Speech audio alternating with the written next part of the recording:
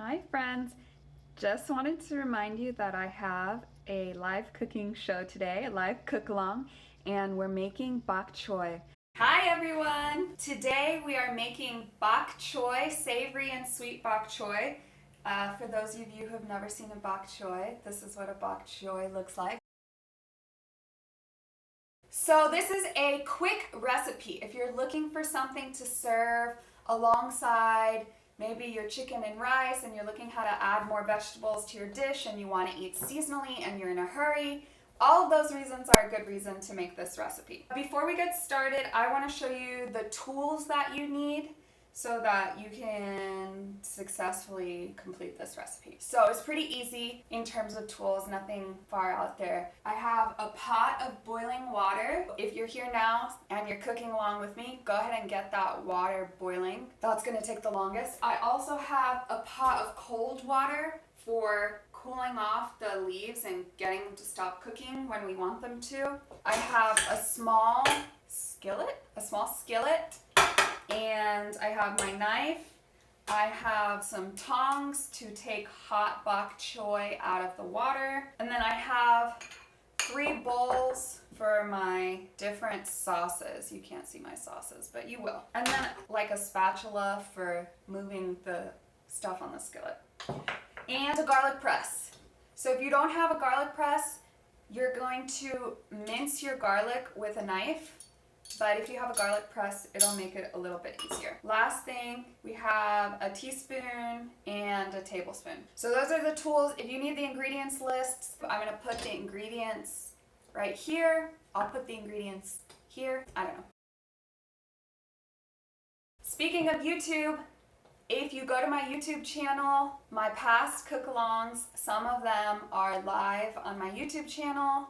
Well, not live, but they're like live, meaning you can watch them on my YouTube channel. Let's go ahead and get started. What you're looking for when you buy your bok choy is you're looking for baby bok choy.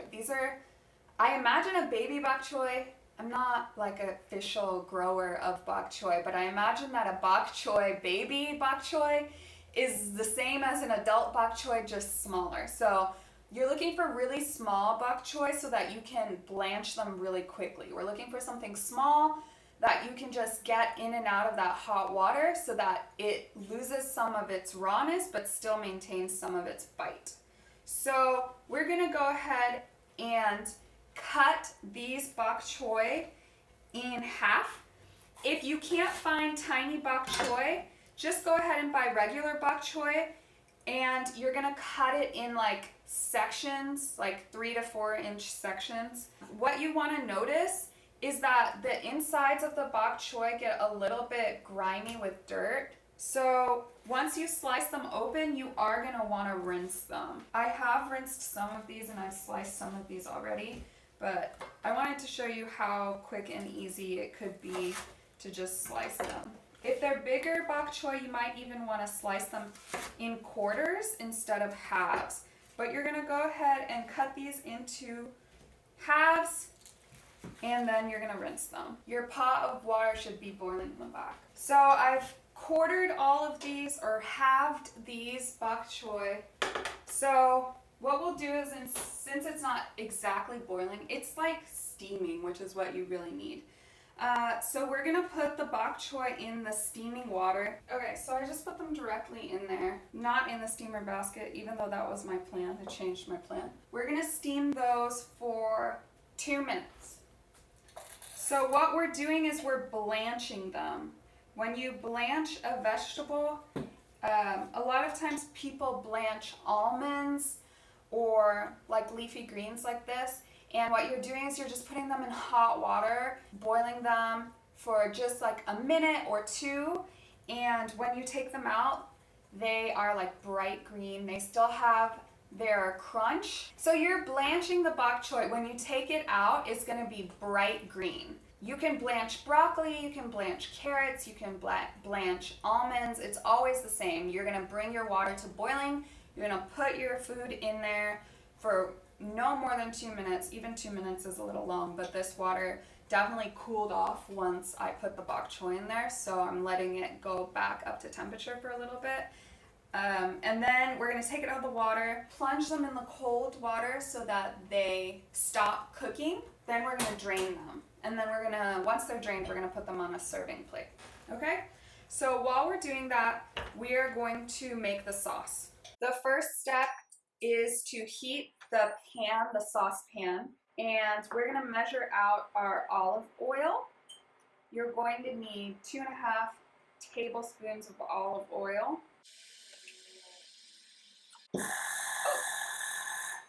That was really quick.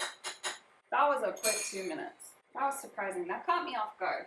But they do look brighter, so I'm gonna go ahead and take them out of this hot water, and I'm gonna plunge them in the cold water. I'm gonna start from the bottom with the ones that I know definitely got cooked. I hope you can see this. Usually you would do this with a rolling boil, but this is as good as I can get it right now. What's a rolling boil? A rolling boil means that there's like bubbles rolling off the bottom of the pot.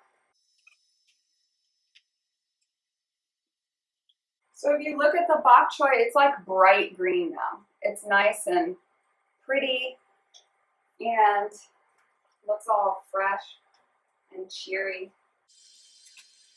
I feel bad showing you guys my back end.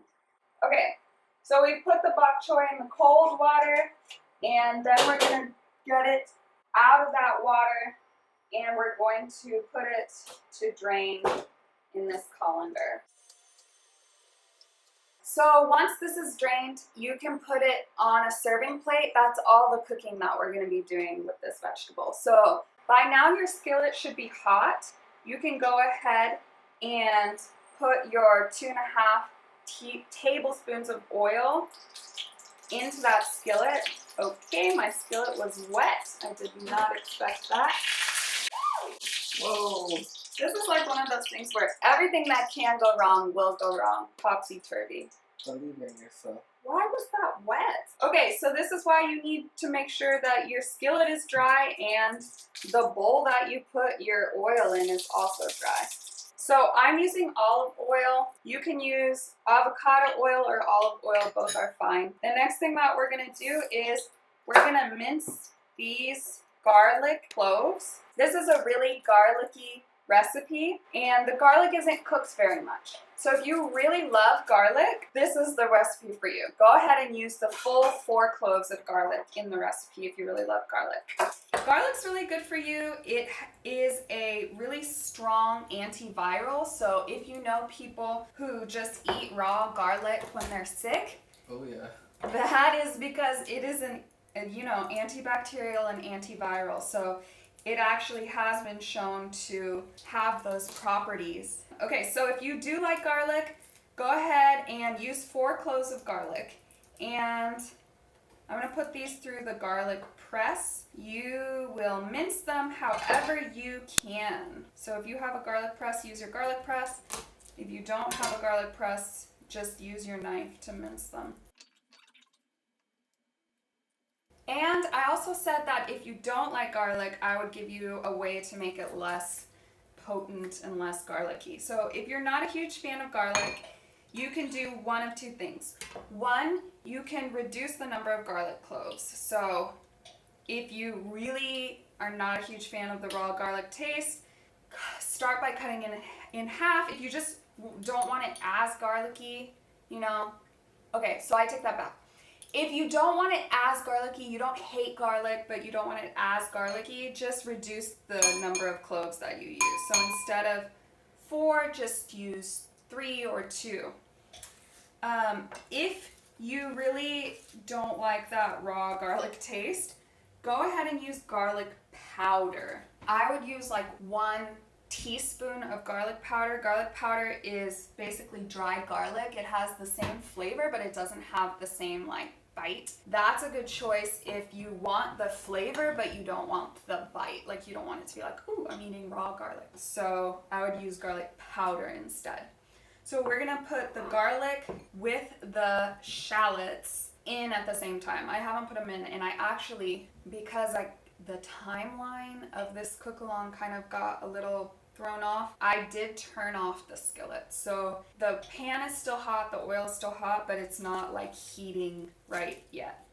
It's not continuing to heat. So you're going to use 2 bulbs of shallots.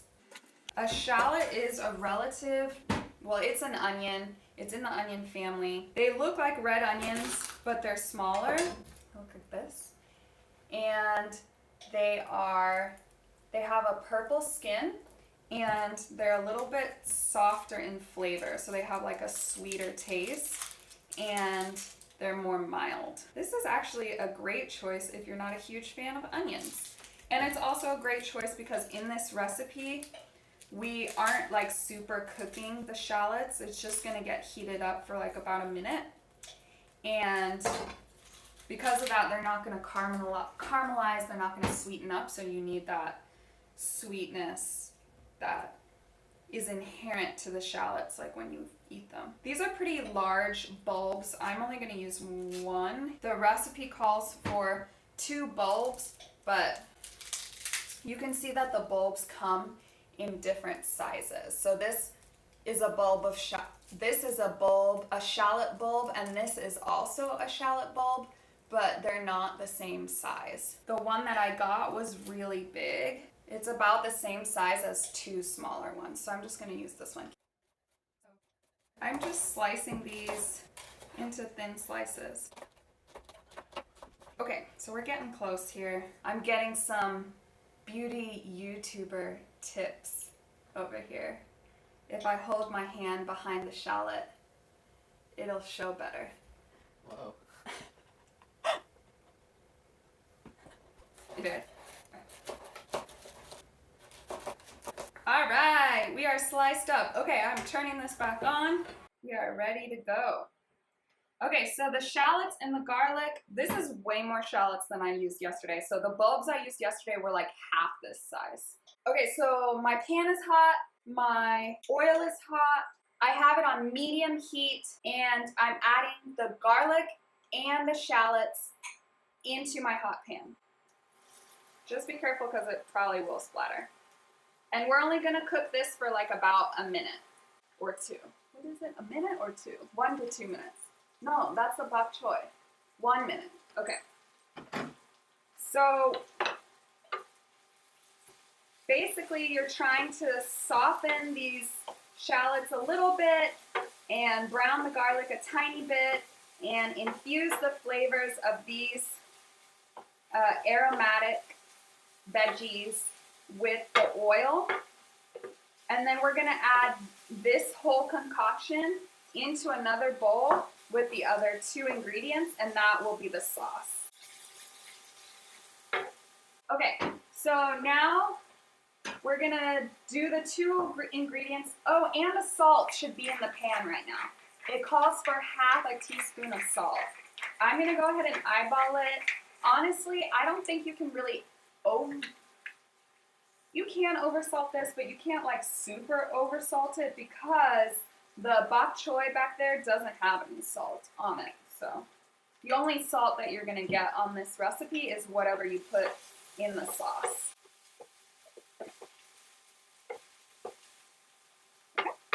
The sauce is sesame oil and coconut aminos. So if you cooked with us last week, you'll know that coconut aminos are the nectar of the coconut blossom. So that's what coconut aminos are. They're a great substitute for soy sauce. They're a great substitute for anything soy. They're a good substitute for, what was I gonna say? I know some people, instead of soy sauce, they use liquid aminos, which are still made from soy. So if you're trying to avoid soy, this is a good option. The other nice thing about the coconut aminos is that they're sweet. So it naturally makes the sauce sweet without me having to add any sugar. And the sweetness comes from the nectar of the coconut blossom. In this sauce, we're gonna do 3 tablespoons coconut aminos. Woo! 1, 2, 3. I get my coconut aminos from a place called Thrive Market, but you can easily get them from your grocery stores. More and more of them are carrying coconut aminos. I would look in the Asian section. That's where I would check if you want to know where those are. You can also get them overpriced on Amazon if you're in an emergency situation. The other thing is sesame oil. It's half a teaspoon sesame oil, but I'm just going to put 1 teaspoon because my half teaspoon is somewhere else. Okay, so we're going to whisk that together, and then we're going to add these aromatics back in with this. So here we go. So the sesame oil that I got is cold pressed, and it's optional for this recipe, but I would really encourage you to add it because it really makes the flavor. The trick about sesame oil is that it's a fragile oil. It will oxidize, it will go rancid if you heat it up. And oxidation in our bodies contributes to inflammation, and inflammation is the cause of a lot of things like tiredness, aches and pains, brain fog. A lot of autoimmune diseases are characterized by inflammation in the body. When we use oils, we want to use the highest quality oils. We want to avoid processed oils, hydrogenated oils, that fake margarine, any margarine, any fake butter, anything that comes from like canola or linseed or grapeseed. All of those are really inflammatory in your body. So you want to avoid those. The sesame oil that I have is cold pressed, which means that there was never heat applied to it to get the oil out of the seed. If you're going to buy sesame oil, you want to go for something like that, and you want to keep it in a cold, dark place. And that will make sure that what you're putting in your body isn't contributing to inflammation and isn't causing all of those things that so many people complain about all the time, like being tired and having achy joints and all those things. So I put the garlic and shallots and oil and salt that was in the pan into this bowl with the sauce. So they're all back together, and I'm stirring it. I have a tiny baby whisk, but you don't need a tiny baby whisk to make this sauce. You just need like a fork to stir it together. Okay? So I'm combining those. We are almost done. So I have my serving plate, and I have my bok choy. So when you make your bok choy, make sure your water is boiling. You won't be on a live show, so you'll be able to do that. But still, the bok choy turned out fine. It didn't break the recipe. We're not like slow cooking this stuff. We're just blanching it really briefly. I'm just putting these crevice side up. You can tell they're still a little wet.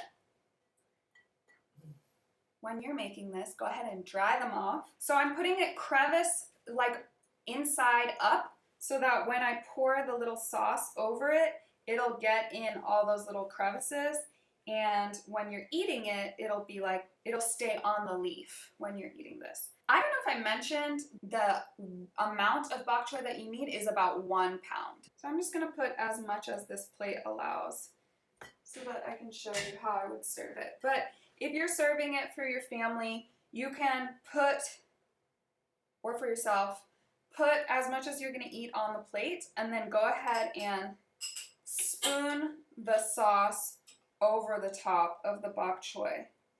So this stuff will nice and seep into the little crevices of the bok choy and be nice and tasty.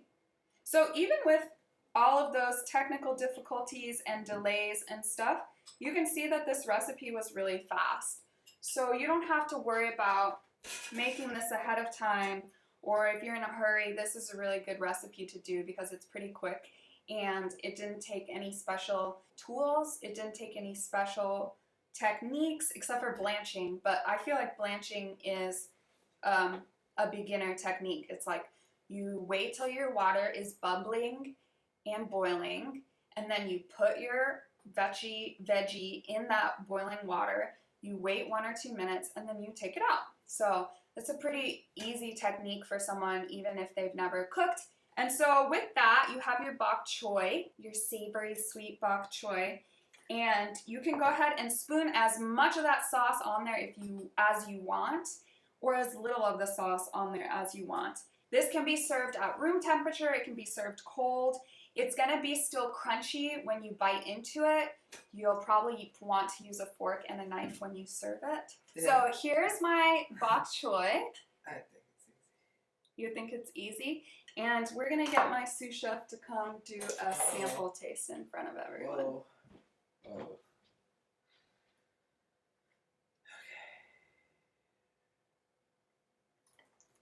So much pressure.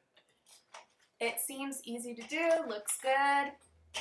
Yeah, so bok choy is in season right now, so if you guys are interested in making it, you should be able to find the bok choy on the shelves of your grocery store as we speak. So, do you pair it with anything? I would pair it with, thank you, you're dismissed. I would pair it with something that's also kind of savory. What can you add the sauce?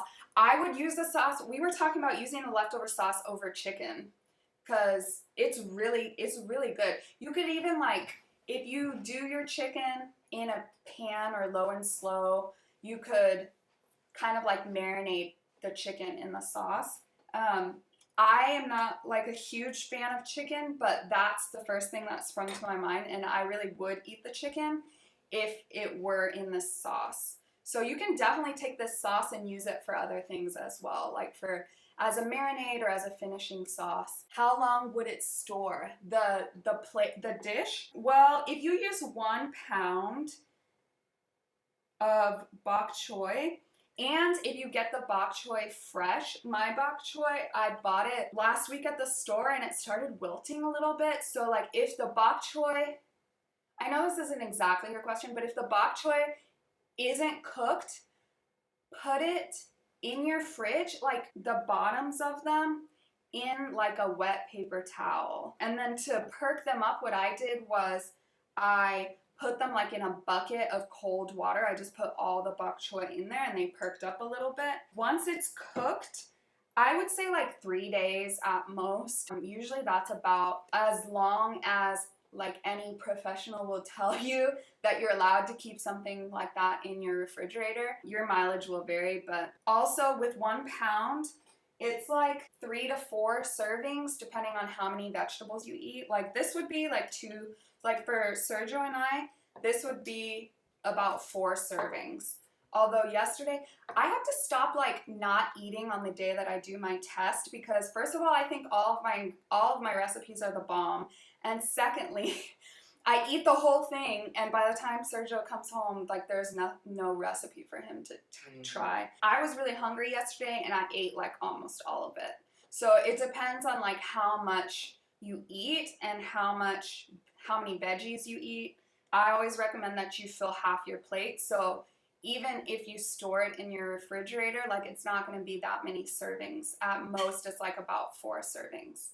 So I guess if you ate it the day you made it, you could eat 1 serving a day afterwards as well. And I would feel comfortable saying like, yeah, you can have the last serving on the last day. Because there's nothing in this recipe that is going to like go bad really quickly, like tomato sauce or get moldy or anything like that. Especially once you've blanched the bok choy, it'll last for a little bit longer because you've kind of like boiled away any of the bacteria that was on the surface of the vegetable. That's a good question. I haven't really talked about that, about the recipes that I make. Usually food doesn't last very long at my house. Let me know if you make this dish at home. Post pictures, ask me for advice. I'll try to answer. Yeah, and try bok choy. Try it out, see how it goes. I know some people really love it, and I really love it with this sauce. It's so lovely. You can put the sauce on rice. Yeah, no, the sauce would definitely taste good on rice. Like if you wanted rice or cauliflower rice alongside of this, that would be a really good pairing. And the sauce is really potent, so you can like spread it out over a lot of different ingredients. Okay, so thank you for joining me. Thank you for those who are watching again after. If you're watching again after this is live, comment or send me a message. And if you love it, share it. Send it to your coworker. Send my profile to your cousin. Thank you so much. I will see you next week. And thanks for joining me. And I'll talk to you later. Bye.